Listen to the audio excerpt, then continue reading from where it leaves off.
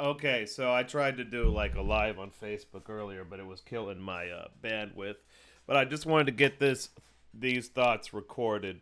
This thought specifically, a article that intrigued me, and really, I'm going to show also the coverage of this in a minute. But U.S. government admits it. Here we go.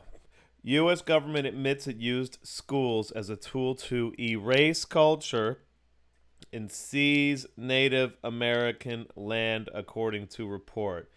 So, U.S. government admitted in its report from the Bureau of Indian Affairs that it had basically these between the years of 1819 and 1969. So, up until 1969, they had hundreds, 408 boarding schools across 37 states, including 21 schools in Alaska and 7 schools in Hawaii. That's what the Secretary of Indian Affairs said in this report. So this woman right here was Biden's diversity hire for the Bureau of Interior, first Native American, I think, at all, let alone male or female. And of course, unfortunately for the Biden administration, she's not willing to compromise all of her beliefs, and she actually let this report get released to the public. And I think it's fantastic because it proves a couple things. First of all, we all know how the Indians were treated. But if you look at the way these schools and this education system was structured, that the government created specifically to basically steal from the Indians, to control them, to destroy their culture, destroy their independence in a lot of ways. It was a whole program basically revolving around, and still is, revolving around government entitlements. Okay, and in these days, you go back in these boarding schools, the families were denied their stipend, which they depended on. Which, first of all, it's a crime getting people dependent upon stipends in the first place. No government should be allowed to do that. Second of all, that should be against the Constitution.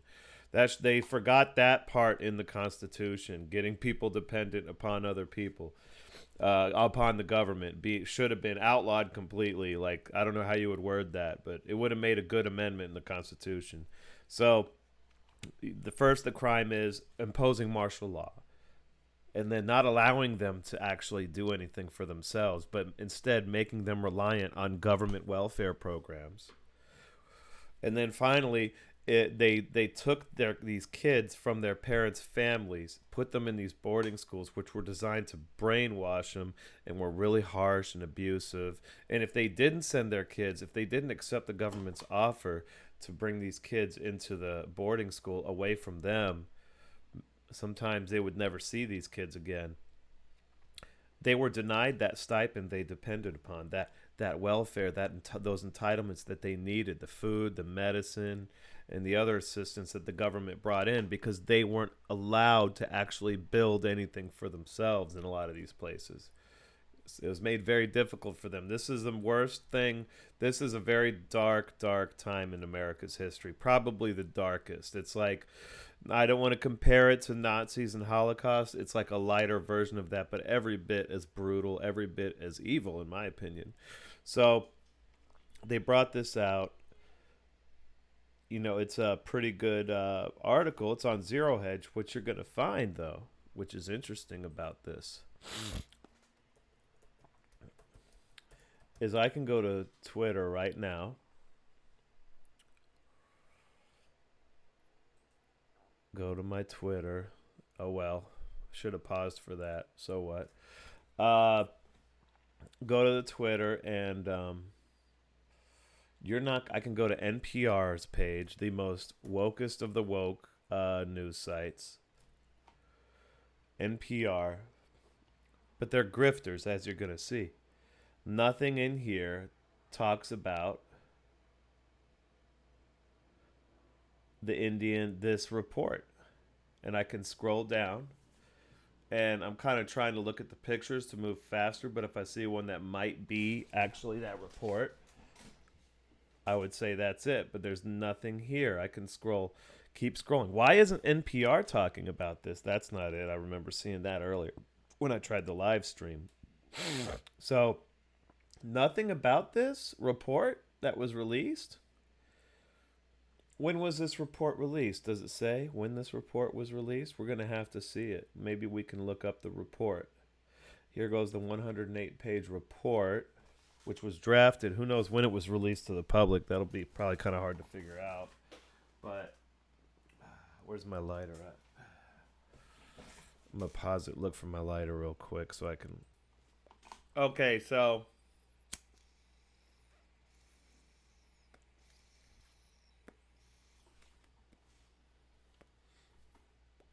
Smoking what's left in this pipe. So the report was done May 22nd, 2022. So NPR is not talking about it, interestingly enough. That's because, see, even though you would think that the liberal media would be talking about this nonstop, this is a proof of white oppression, right? Right? I mean, it really is proof of white oppression. That's what the funny part is. But I don't see NPR talking about it. What's going on, NPR? Do these boarding schools remind you too much of today's modern education system?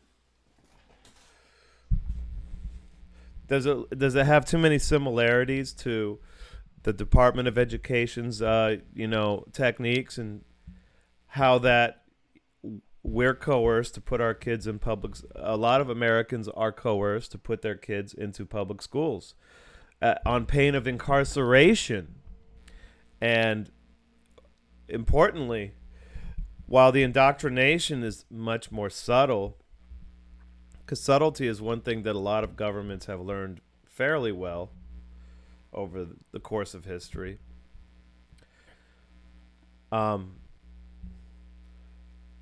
There are certain things, like, for example, you're never going to see, and I've yet to see one instance of the Pentagon Papers being talked about in any high school history textbook.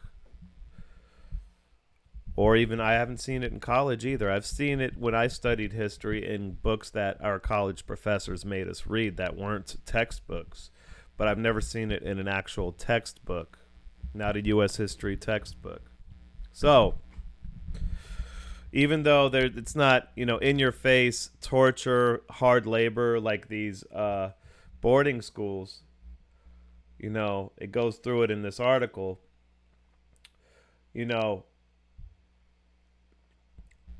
First of all, education was hard to get in Indian communities, so boarding schools were the best option a lot of times. All of this, there's so much bad stuff here. Here goes a picture of some. That's interesting. So there's also stories of, there was the thing in Canada, which they say was a hoax. I have to look into it more, about the dead bodies under this place in Canada. It was some kind of boarding school as well. The Canadians probably did very similar things to the Americans, whatever they were. They used probably similar techniques. I would say that it's definitely got way too many similarities. The current education system, first of all, public education should never be centralized. I think that the first thing, hopefully, it looks like it may come to this too. The first thing that's going to start decentralizing in this country is education. Because people are very protective of their children.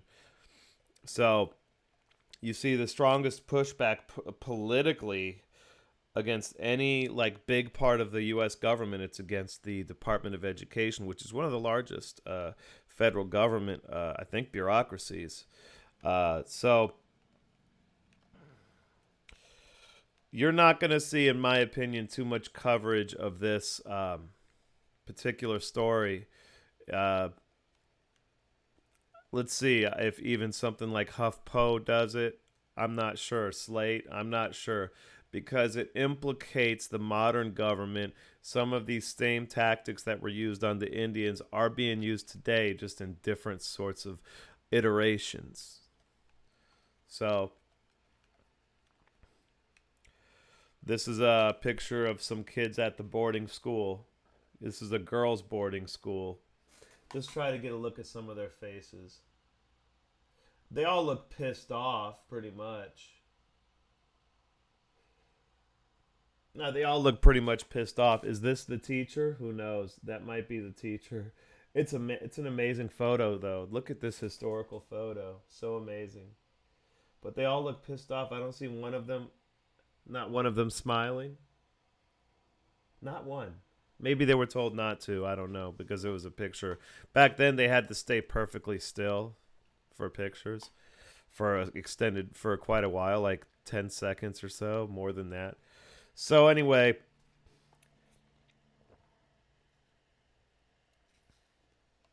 I would say that you're not going to see too much coverage of this because it makes the modern education system look bad. And you're not going to see NPR cover it. Let's see if HuffPo covered it. I should have checked this earlier. Or Slate or one of those. What's a really bad one? Like, not Democracy Now! They won't talk about it. I bet you Democracy Now! Will not talk about it. I can't find them. Not, let's see. Because Democracy Now! Got taken over. They got controlled a while back. During the Trump years, they lost basically all of their independence. They used to be one of the better ones out there. They were a little bit annoyingly commie shit, but I don't see. I'm at 13 hours. All they're talking about is mass shootings. Like, that's literally all they're talking about. I see nothing about the report. I'm going back to yesterday.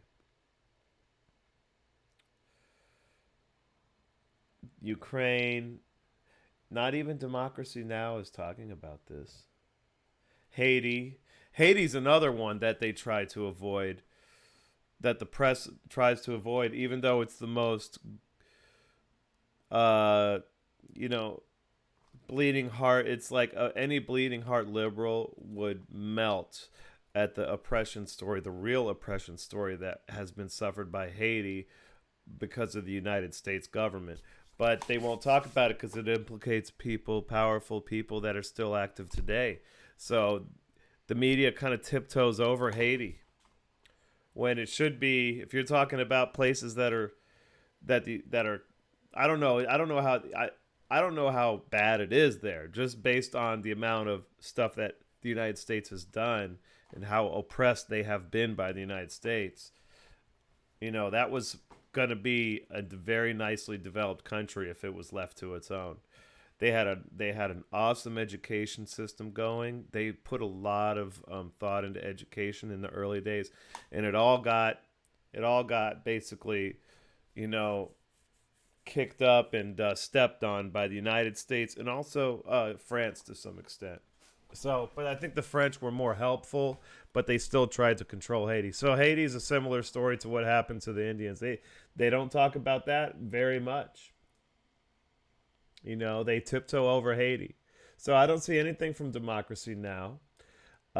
You're not going to see it on Slate. You're not going to see it on any of these super liberal magazines because Slate was always a DNC thing from the beginning, and the DNC won't want this story to circulate a lot because it makes they're afraid it might make the modern education system look bad because people are going to see similarities, and the idea of you know, using institutions to brainwash the youth is not an idea that they want getting into the heads of their constituents, because they're actually doing it to them and trying to do it to everybody's kids to some extent. Everybody that's been through the public education got indoctrinated somehow. Now we had a good history teacher in high school, and he was talking about conspiracy theories about Kennedy assassination, you know, good stuff. He was really cool. He he was a real history guy. He really studied history. He used to talk about Kennedy a lot and how Abraham Lincoln and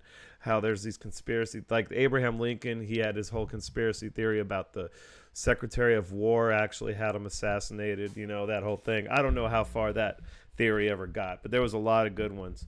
So you have those, and then you have, I'm sure, I don't remember any, but you had the history teachers who were just like, let's just tell the kids what the government wants me to tell them. Let's read straight from the textbook. Because if you read straight from the textbook, those textbooks have to go through a process that involves, appendages of the Department of Education, you know, that are controlled by money, grants, and everything. They're cutouts. So that's my thought on that. I think I'm going to leave it at that. Just an interesting article, and it's on Zero Hedge. It's called U.S. Government Admits It Used Schools as Tool to, there you see it right there, by Tyler Durden. Actually, it's from the Epic Times. So, good article. Epic Times is all right. They do some interesting stuff. So, I am out.